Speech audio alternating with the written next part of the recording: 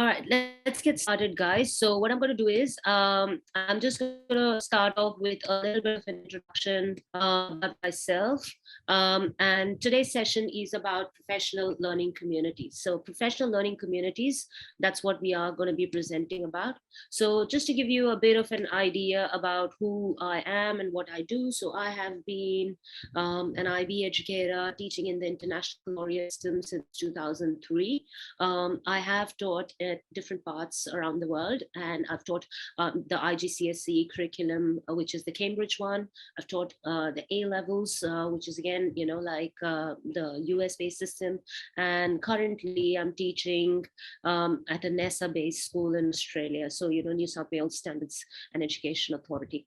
My role is that I'm an MYP coordinator, and I'm also a high school coordinator at Australian International Academy in Kerryville. That means I look after the curriculum, pastoral care, and everything from 7 to 12.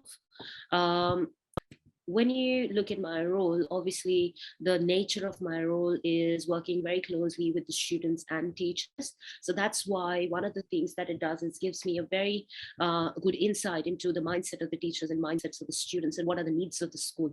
We are a continuum school. So that means in the same campus, we have everything from kindergarten to year 12. So for students and teachers for the teachers that have joined me who are, sort of in the primary area, you will still benefit from attending this session, hopefully.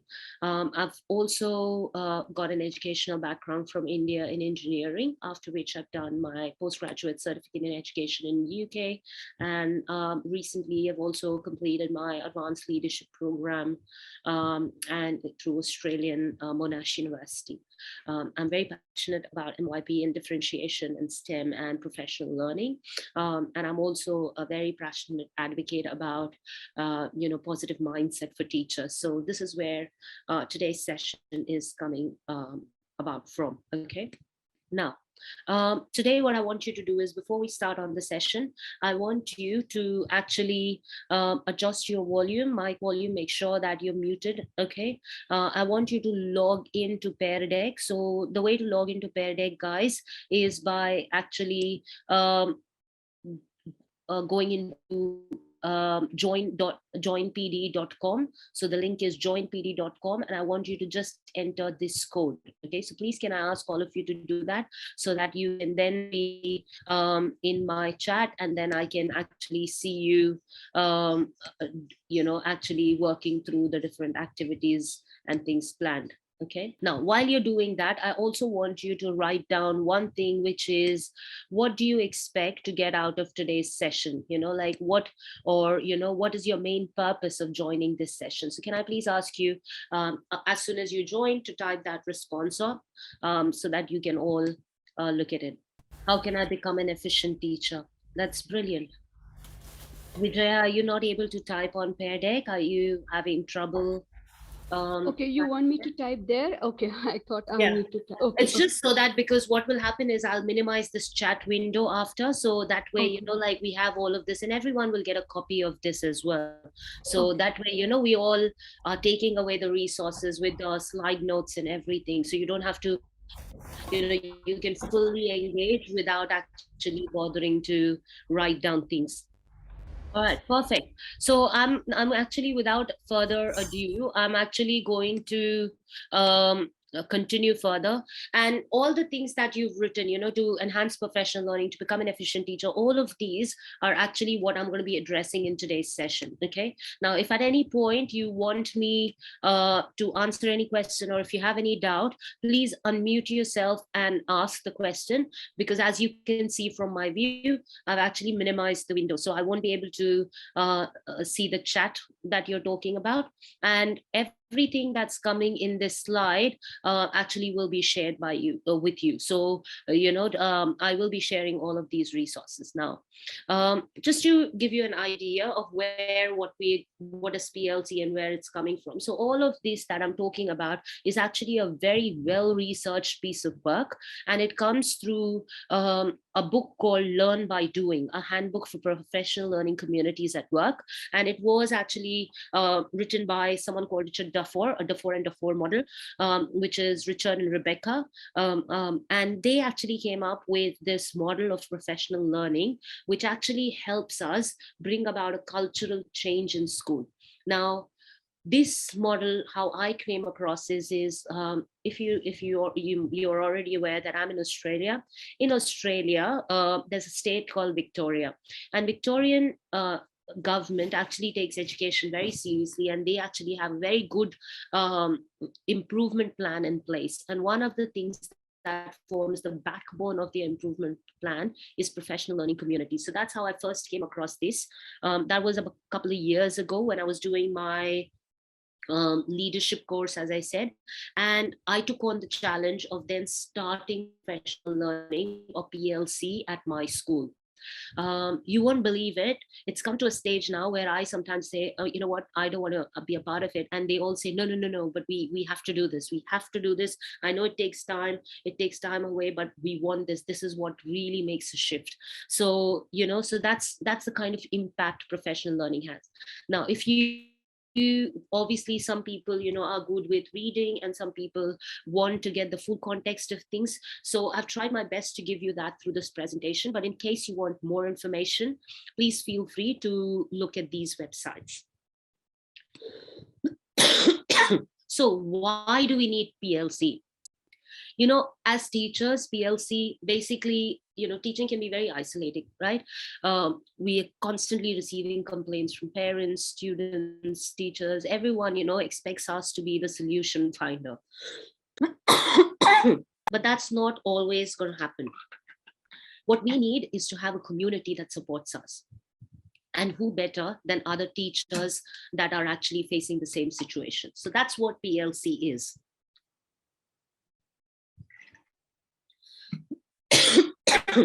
Today's session, what we are going to do is we are going to explore how to sort of overcome this lack of connection, how to get the support for ourselves without actually troubling, going into paperwork or challenging things, or like questioning the management strategies and all of that. How can we help ourselves as educators, and where do we look for help? That's the question I aim to answer. Now, professional learning community basically is any group of individuals, right? Education background, non-education background, anything that actually has a common interest in education. Now, these people, when we talk about, what we need to think about is, why are they forming a part of this? And we need to think about, how are we focused on learning of each student? And we need to think about a common goal. And that common goal, when we establish and when we shift, that's actually creating a culture of collaboration. So the main aim of a professional learning community is to collaborate with one another for self and student growth. There is a model called the 3 big ideas. Okay, now the 3 big ideas model is the one that I really like and I focus on and I will be using for this presentation. And the 3 big ideas is that every PLC should look at these 3 things. It should look at focusing on student learning, it should look at focusing on result, and it should look at building a collaborative culture. There is another model which is called the Horde model, and the Horde model actually is more about creating a shared vision, or like getting leadership sharing, and a distributive leadership, as we call it, collective learning, personal practice, and organization support. So what this second model looks at is, it looks at a 5 plan approach, okay, or a 5 thing approach. Now, as I told you, there are many more models of PLC as well, but my preferred model is this one. The reason why I like it is, it's very simple. It's very, very easy to understand, and it doesn't complicate things. And I think as teachers, this is what we want. We want something simple, manageable, and understandable. Okay, that's what this is. Now, when we look at this, how do we actually look? So far, how are we feeling? Can I get you to show me how you're feeling so far? Is everyone going okay? All right, are you going okay, everyone? Okay, so moving on. Now, when we are looking at this, let's bring it to our own school context. How can we bring it to our own school context? So when we bring it down, what do we need as teachers? We as teachers want to make sure that professional development is going fine. Okay, we as teachers want to make sure that our assessment is proper. We as teachers want to make sure that our material and support that we have is actually good. We want to make sure that our administrative and community support is there. We want to make sure that curriculum is there. And all of this that we are showing, all of these things, they are actually tied together by our shared vision and goals for the school. So wherever we're working at, whichever school you're at, you actually want to make sure that all of these things are running simultaneously well. Now, when you're talking about this, what you need to do is you need to start thinking, okay, what is the main thing that I want to make sure that is going properly? Okay, what is the one thing I want to now how do we make sure that we find out what is the one thing we're going to focus? So what we will do is we'll actually start by surveying people around us. Okay, so you might be sitting in an office, you might have 3 teachers with you, 4 teachers, sometimes even more than that. Find your friends in school. Okay, ask them, what is it that you really want? Okay, find people that have the same interest as you. So let's say if I'm a science teacher, okay, I might say that, look, you know what, I really struggle to come up with practical examples or practical samples of work or practical investigations that are tied with sustainable goals, for example. You will start looking at some commonalities. Okay, you might have 2 or 3 teachers that you resonate with, okay, that have a common goal as you. That's what you're looking for. That's the people you pick up. Okay, once you have, you need to start asking them, what is the new skill needed for it? Okay, so for example, going back to the example I said, if let's say we're talking about science practicals, so then I know that I'm looking at science teachers. As soon as I find my science teachers, if they all have the same thing, then we start thinking, okay, what is it that I want, what we need to do for it? Okay, we need to start looking at different books, for example, or we need to start looking at different approaches to assessment, or different assessment practical investigations. And we need to start looking at scaffolds on how professional investigations are run, okay, and work from there. So this is how we start it. This is how we start moving it. This is how we start establishing it. Okay, this is your ground stage of your professional learning community. Is everyone with me so far? Is everyone getting this? Can I get a thumbs up or a comment if everyone's getting it in the chat, please? Yes, continue, ma'am. All right, thank you. Okay, now, once we look at this, what is your next step? So what you have is you've actually now formed a group of people, okay, a group of colleagues, and they have actually, you've identified who you can learn and collaborate with. Okay, now Richard Dorfer, who was the actual curator behind the PLC, he said that one thing he needs to understand is it's not a one-off meeting. Okay, it's an ongoing collaboration. And the reason why you're doing it is to be a better educator, to be an efficient educator, and to not do the work more than once. Like, so if you're, let's say, if there are many people working on the same problem, let's collaborate and work together, because obviously the more the better the solution is. So this is what we are looking at. Okay, so the questions that you're thinking of at this stage is, with whom can I learn and collaborate? Who inspires me? Because I don't want to work with a person who's going to just drag me down. I don't want to sit there with a whinger who's going to constantly complain about how much workload there is, how much this, because we know these things. Sometimes it is really that negative mindset that pulls us down more than anything else. So you want to be with that one person who's sparking that interest in you. Okay, you want to also think about who can I go to advice, for education. And I'm not saying this from a leadership perspective. I'm talking about fellow colleagues who, there's always that one person or 2 people in your community who get these brilliant ideas, right? Think about these people and think about who will support you if you and motivate you to go in the right direction. So these are the things that you're thinking about. And I want you to think about the PLC as not just like a group of 20 people or 30 people. even 2 or 3 people, that's brilliant. That's all you need. A professional learning community, the smaller it is, the more effective it is. So start thinking about your 1 or 2 people that will help and support you. Once we do that, we need to make sure that we are all sharing the roles and responsibility. Okay. And what are these roles and responsibility?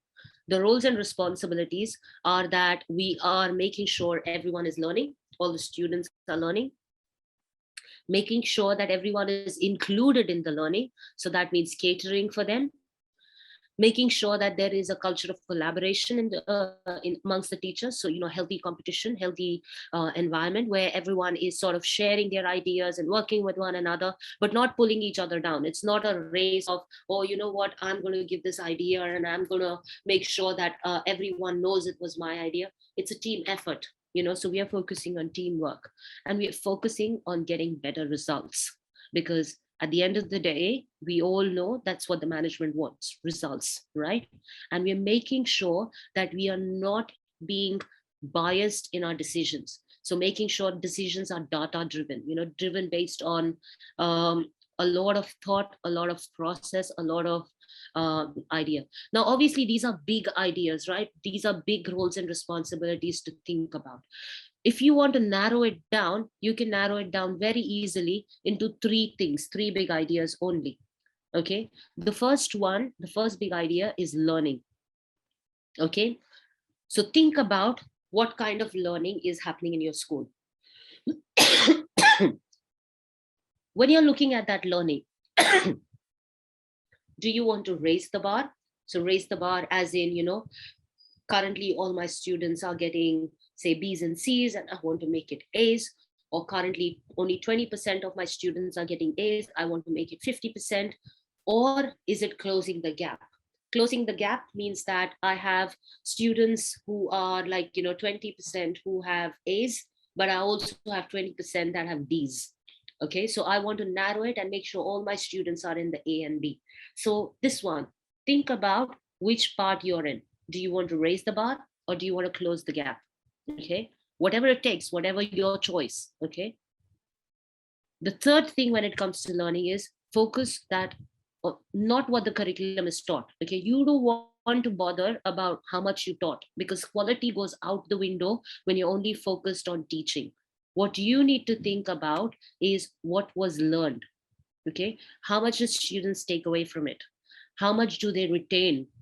How are you going to check that they've retained this knowledge? Okay, so these are the things that I want you to think about. These are big questions, these are big mindset, but these are also things that bring about a shift in learning in the classroom and shift in your teaching in the classroom. Okay, so as a teacher, we've always learned, how am I teaching, what am I teaching, and everything. But the moment you start thinking, how my students learning and how am I facilitating this learning, that's the big shift. Okay, so remember this as the first big idea. The second big idea is to collaborate. I like to think of it as co-labor. Okay, so rather than work independently, I'm going to think about my professional practice, think about others who are working with the same group of students, and think about how we can share this labor of raising the standards for our students. Okay, how can we make sure that we're working consistently across different stages, so that we can actually get the results we want. You might be one of the teacher at the school, but you're not the only teacher. You're not only responsible for one student. Every students, they actually come across 5 or 6 teachers that are working with them. They all need to work together. So it's also about collective results. Okay. Lastly, results. If you're not assessing our effectiveness on the basis of results, then it is very biased. It's open to judgment. It's sort of, like you wouldn't have enough evidence of its success. Okay. You want to promote continuous improvement. You want to show that your work is being recognized, and you want to be recognized in terms of results. That's what it makes it meaningful. Okay. Otherwise, most people will start thinking of it as very redundant practice. So if you're meeting in a group, thinking about student learning and working collaboratively to actually address the learning issues that are there, you want it to be seen in the form of results. Okay, that's what we want to look at. We want to think about how results are actually reflective of the work that has been done. Now, this will require a bit of thinking, right? Because this means that you will actually have to go and not only change your learning experiences, but every time you change a learning experience, you'll have to put a formative assessment practice in place to think about the effectiveness of the learning experience that you created, right? So notice how we then start going into like a cycle of things, okay? And when we start going into cycle of things, we need to think about who is my team. So who is my team that I'm working with, okay? Is my team based on departments? Is my team based on grade level? Is it based on a common purpose? Depends, whatever you've chosen, okay? What is the fact that you're trying to address, or what is the learning experience you're wanting to address, okay? And based on that, you can start. You need to then start thinking about logistics, okay? All right, I want to do this, but where am I going to meet? How am I going to do? Okay, is there, like, every time we meet, how is my time going to be managed? How am I going to look at what it is that I want to achieve by the end of the meeting? Because remember, as teachers, we all know, especially with lockdown, with like remote learning and everything, the most important resource that we have is the time with our students, okay? If we are taking ourselves away from that time and meeting with our colleagues, that's actually a very, very valuable time, right? So that means that valuable time needs to be put to full use, and we need to maximize it for every second that it has, okay? And the way to do that is actually have a very strong agenda, okay? So you need to have like a meeting minutes template, and I will be sharing some of the templates that I use. So things like, what is the goal of the meeting, okay? What is the single aim that you're going to address, okay?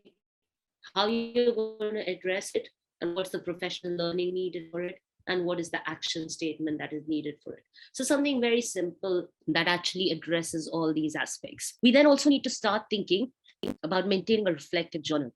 Every time we meet, we document these meetings and we save it. The reason for that is, remember, we have to adopt, we're talking about student learning, right?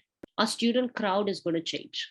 What worked one term or one lesson might not work the next lesson.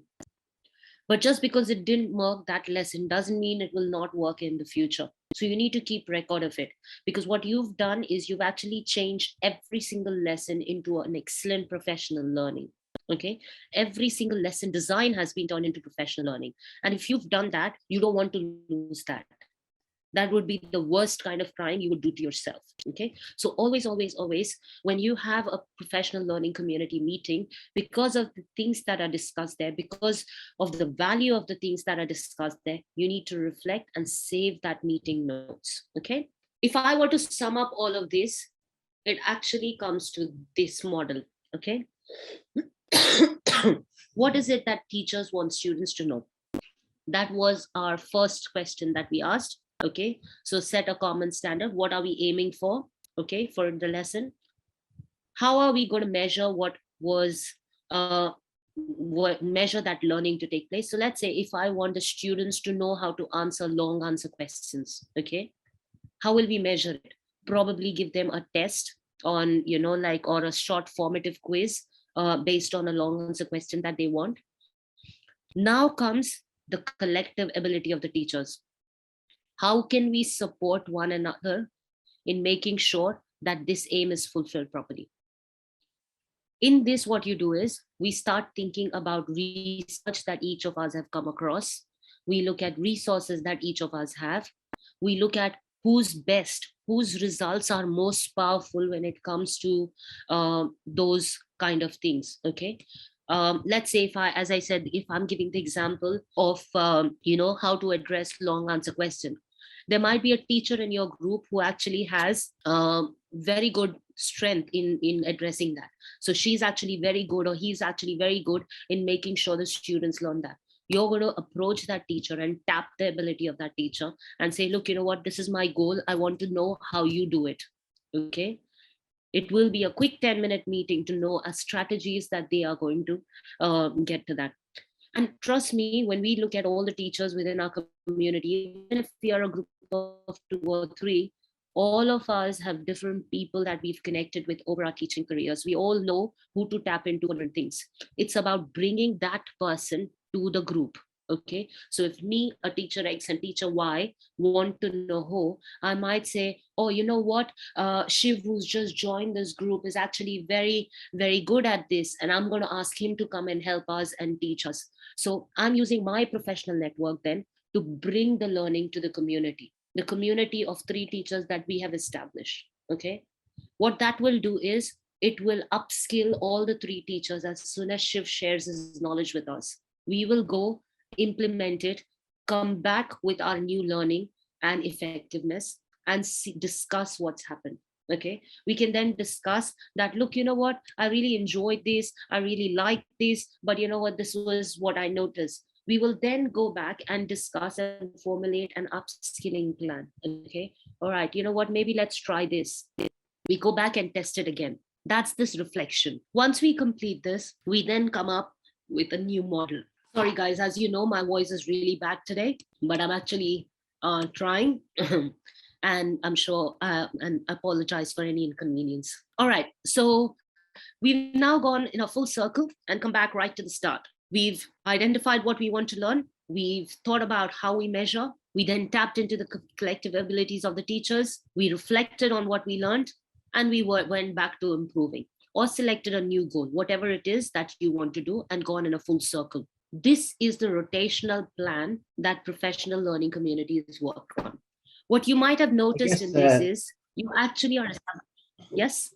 Just to interrupt, sorry to interrupt. I mean, I think it involves all the stakeholders, you know, the teachers, the authorities, the students, so that they can go through this learning cycle and they can adjust their teaching and learning, right? So the learning community. So it depends on, yes, Mr. Mubin.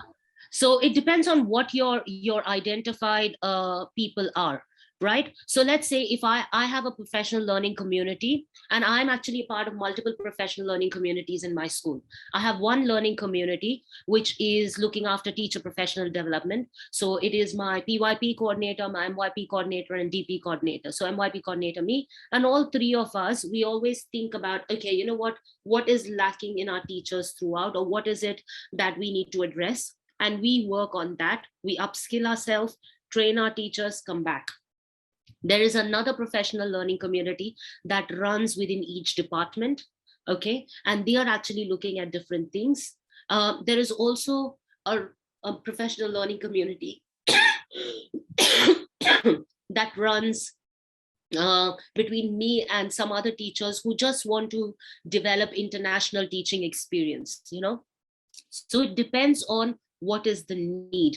Your professional learning community does not need to be very fixed. It can be very transitional as well. Okay, so it actually means that you need to be very attuned with the group of teachers. And I think going back to what I said before, the main focus should be this over here. You need to make sure that you're working with people that can inspire you, people that can give you advice, people that are, you know, collaborating.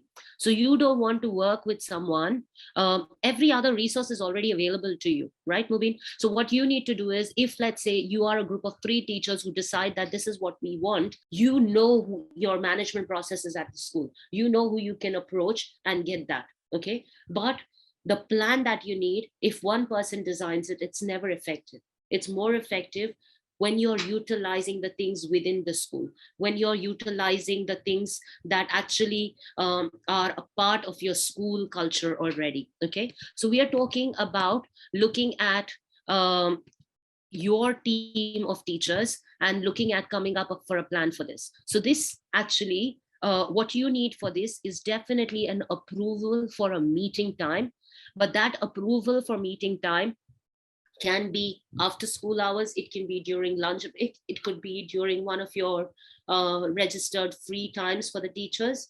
And all you need is to ask them to lock it in as your professional learning time. Okay, I hope I've answered your question, Mubin. Yes, ma'am, thank you. But Yeah. I'm also thinking that I may belong to one community, for example, the teachers, but how do I know what other community is thinking? Do you think I should be mixed with the other community, that how they think rather than just being as a teacher's team? How the parents are thinking of maybe what is the expectation of the authority, or any particular community? Do you think there's a mix and match, like sometimes Yes, we do? so definitely. So, what you have now said is actually the next level of PLC. So we are actually talking about the start. Now, what Mubin has asked is a very important question. So we start off with our PLCs being quite sort of narrow and being quite, sort of isolated in many ways, right? Then we start, as I said, always saving our work.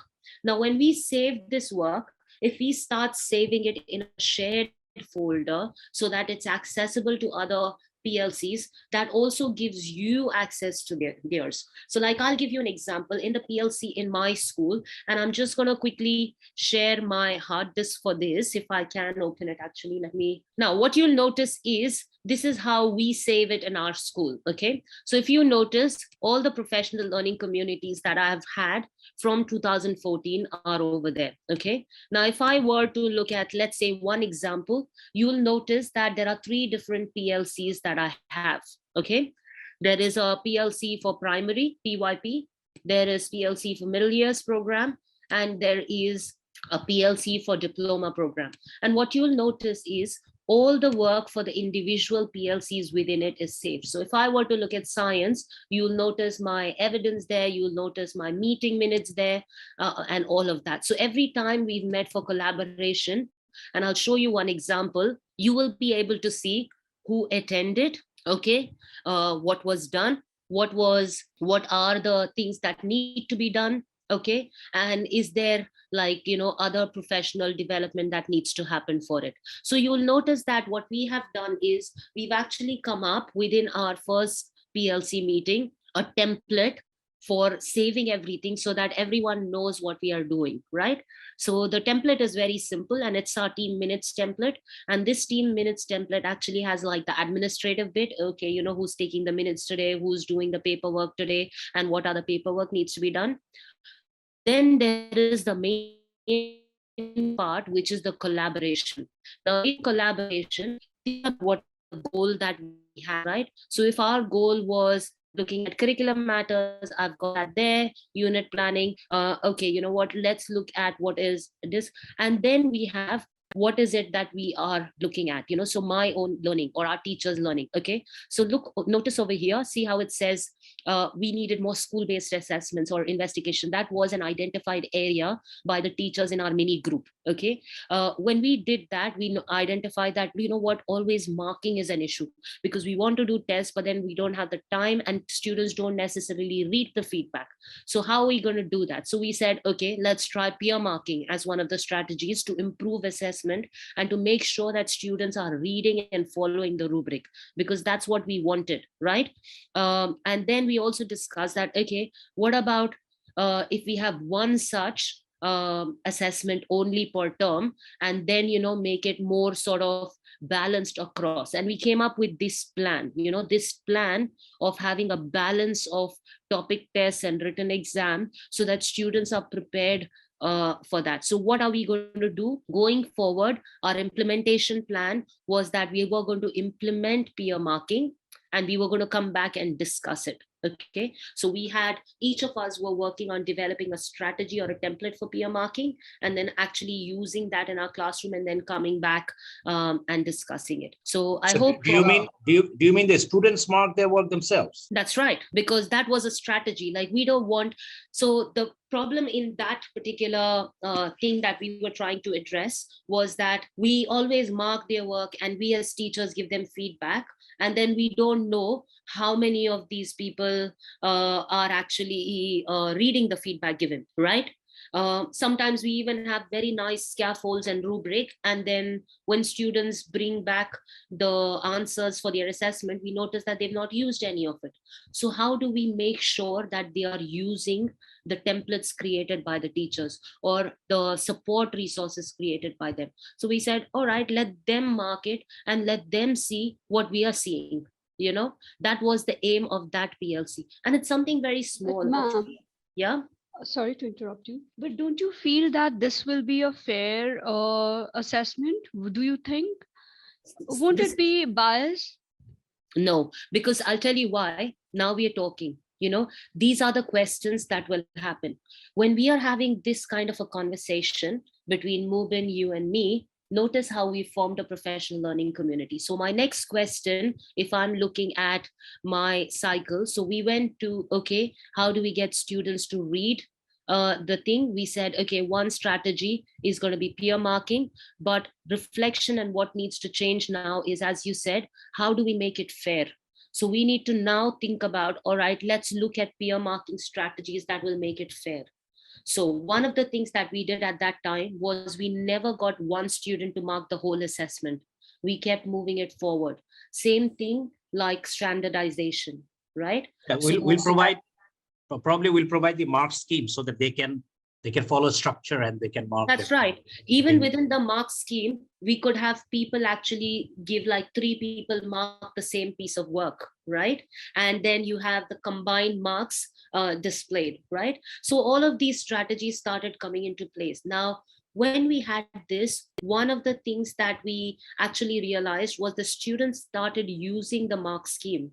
They actually read the mark scheme this time, and that was the shift that you wanted, right? You wanted them to go from only reading the question and answering it to actually reading the question, then reading the mark schemes to understand. I'm not saying, I'm talking about the rubric, right? Scaffolded mark scheme, to understand, okay, you know what, this is what I want them to, this is what my teacher is expecting me to do. And then going into, all right, how can I achieve? How do I now answer it? Okay, so think about going through a full cycle and actually evaluating. And each time you see this, these are mini professional learnings that start coming into play. Okay, that's the whole essence of professional learning community. Ma'am, a mark scheme is something new I have come across. Can you explain me? Yes, a mark scheme. I'll show you an example actually. Let me see if I have an example in my thing. A mark scheme or a mark rubric is actually, it actually tells you how you want students to answer the question and what are the marks given for it. So let's say if I go into one of my year 7, I'm just picking randomly here. So please excuse if, it's not a great mark scheme, but I'm going to try and see if I have, yep. So this is one of the mark schemes. So like, this is an assessment task that I designed for my students. They are doing a research project and they need to, they are provided with a mixture and are required to separate the mixture into individual components. And they are to research the physical properties of each component in the mixture and develop a plan to conduct an investigation. Now, if you notice, it is quite broad, okay? Each student will like address it in a different format and address it in a different way. What we then need to do is give them this. Okay, so if you do only these things, you get 1 or 2 mark. If you do these things, you get 3 or 4. So then the highest mark is 7 and 8. They will read this and know that, okay, you know what, if I want to get a full mark, I need to make sure that I'm showing sufficient planning. I need to make sure that I have well-defined aims. I need to make sure that I'm doing everything in a concise and comprehensive manner. And I need to make sure that I've got arguments for everything. Okay, so this kind of a detailed thing is a mark scheme. Now, if you are not aware of what a mark scheme is, I suggest that's actually, or if this is the first time you're coming across, maybe this is something that you work with your other teachers and start developing, right? A consistent understanding within your group about mark schemes. Now, It's like a continuum. Is it it's like not a continuum? continuum. A continuum is more sort of progression of learning. A mark scheme, in the simplest way I can explain, is that my expectations of a task. So if I'm asking students to do something, what do I expect to see? And I'm telling them that beforehand, that when I'm telling you to do this, this is what I expect to see. But the problem is, even when you try to tell them that, how many of them actually read it? So what we were working on in my team was to get students to read it. Okay. Just now, to add to Vijay, to clarify her question, basically the mark scheme show that what is the correct steps, the breakdown of the marks, where they should earn marks, where they should be penalized. It helps the teachers to mark their work. And once the students know this task-specific clarification of the breakdown of marks, then they can get their answer correct. They know how to write the answers. It helps them as well. in the exam. Perfect. Yeah, yeah, Okay. understood. Yeah, Now thank you so much. we're really restricted for time, so I'm going to go. So this is the cycle that we want to follow, right? Now another school also has an inquiry-based cycle, and I've put that as well. Whatever works for you, you can work off that. But as I said, the simplest strategy or the simplest format you can use is this one over here. Okay. Moving on. Now, first thing, obviously, when you meet with your teams, you need to decide the essential agreement. You don't want teachers sitting there and discussing about, okay, what's the latest Netflix show that is going on. You don't want teachers sitting there and complaining about this student X who always does things, because that's a waste of time. Okay, your meeting time is very valuable. So say norms, we start dot on time, we get started, this is how we progress, this is the agenda, and as I showed you the minutes, you start talking about this. In your week 1 meeting, you need to set a team focus. What is your focus? So, okay, the focus, let's say if 3 of us or 4, if this group was deciding, we will say that, okay, you know what, my focus for the next will be, for the next, say, 2 weeks will be, let's go and identify one area that we want to improve. And that area could be, all right, I go and see and I say, okay, using data to enhance teaching and learning. So where is my data? Like for my subject, for my student, where is my data? And I'm going to try and formulate a plan to collect data. Now data is a huge thing, right?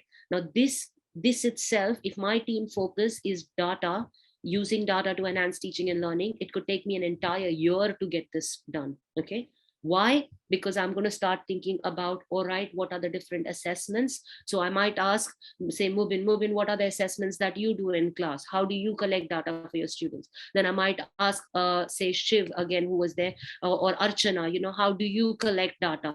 Then I might go to Meena and ask Meena, how do you collect data? And once we've all discussed and shared how we are collecting data, we will then say, okay, what are the pros and cons of each? Okay, then we might say, all right, let's all discuss which one works best. Let's try each other's strategy of collecting data in the classroom. And what you'll notice is you've actually started every single day, then you started improving your practice as a teacher. Because this is not something like a fluff that you're learning and you never go back and implement. This is actual hardcore teaching in the classroom. This is actual teaching improvement that is taking place live. And that's actually the major advantage of PLC. Once you have that, you're going to think about, all right, what extra data do I want to collect? Okay, how am I going to use this to modify my teaching? How am I going to test the effectiveness or assess the progress of this? And notice how small mini questions start to come up, which will form the focus of the next week's discussion. You might meet weekly based on how much support you need from each other. You might meet termly. You might meet every day. So it depends upon how much collaboration time you need. Sometimes at the start, especially, you might want to meet pretty much every day, but it might be only 10-minute meetings. Later on in the term or later on in the year, when you know what you are doing and when your goals for individual action items are very defined, you might say, you know what, we'll meet for 1 hour, but we'll meet every term. Once a term, we'll meet, we'll implement and come and discuss exactly what it is that we learned and benefited. And everyone, each and every one, because they are bringing back to the table what they sort of experience, they actually are able to then give back to the community. Okay, so this is how professional learning will work. And what it does is it brings about a culture change. It makes your procedures very tight because everyone is collectively implementing, and it is shifting the collective agreement at the school on what is being taught to how it is being taught. So this is the shift. We are shifting our purpose from teaching to learning. We are shifting our use of assessment from summative only and focus on summative to frequent formative. We are shifting the collaborative culture from isolated teaching to collaboration. And we are actually looking at students' responses from not what they are learning, but how am I going to help them learn? How am I going to remedy them? How am I going to intervene in and sort of support them in the learning? Now, this whole thing, what it will do is it will make each and every one of you a leader of learning. So we are actually creating a legacy of leaders. Each one of us is then not looking at our senior leaders to guide our professional learning, but we are taking charge of it. We're making sure that we are the ones who are responsible for our own learning and continuing it forward. Okay. Now, obviously, I want you to now think about this whole session. And I know I actually had a lot more planned, but my coughing got in the way. So I apologize for that. But I want you now to take this last minute to just write down one thing that you take away from today's session, what it is that you actually take away from today's session. Yes, absolutely. It creates accountability, and it creates, more sort of responsibility among teachers as well, because we are all then time bound to create stuff, right? So please do write your one thing that you liked and one thing that you understand about professional learning communities and how it works in a school situation, and think about what do you think you take away from today's session. Absolutely, Vijay. It is something that should be used productively and constructively. Ma'am, you will be sharing this PPT with us? Yes, I will be sharing. Please don't worry, I'm going to be sharing the resources with all of you. And yes, teamwork is the key. You know what? If you're teaching by yourself, then you will be climbing a very uphill climb, and it is going to be very hard. Look at even the people that participated today. How can we start a PLC? All we need to do is share each other's contacts and actually have like a collaborative platform where we work together and share our responses, and that's it. It's a matter of asking and sharing. So you know what, definitely think about, last but not least, before I go off, think about what is the purpose of your PLC. This is just a summary sheet I've put at the end, okay, for those of you who actually want to collaborate. If especially people in this group, if you want to start a PLC, don't limit your school. You can start it with teacher friends across different schools as well, and you all can actually think about what it is that both of you want to improve. So let's say, I know that Mubin, you were discussing, you're from Dhaka, Bangladesh, and I know Vijay, you all both can also form a PLC. It could be, and we three can form a PLC as well. So just reach out to people, find what it is that they're looking for and you're looking for. And if there is a common interest, don't restrict yourself. Teaching community is actually one of those where you can actually really enhance by only sharing and learning. So definitely, think about what needs to happen. And before you go, guys, please, if you could all give me feedback, I'm going to just put a chat link, a Padlet link on the good. And if Can I you can share please your ask, email ID, please? yeah, I will share my email address as well. And I have shared my Padlet link. Please do give me feedback. I look forward to hearing more of you. Thank you so much, guys. Thanks a lot.